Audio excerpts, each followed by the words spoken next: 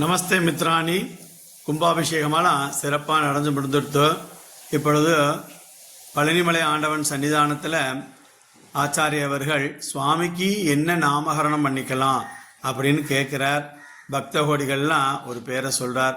முருகப்பெருமானுக்கு 1008 நாமங்கள் 108 நாமங்கள்லாம் நிறைய இருக்கிறது.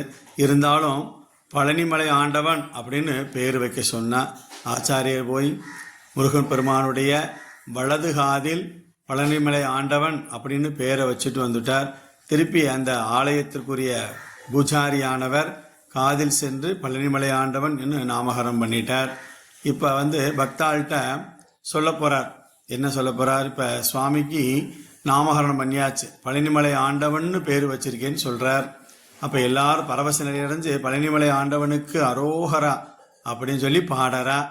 அருணகிரிநாதர் ஆடும் பரிவேல் அனிஷேவலன்னு பாடுன.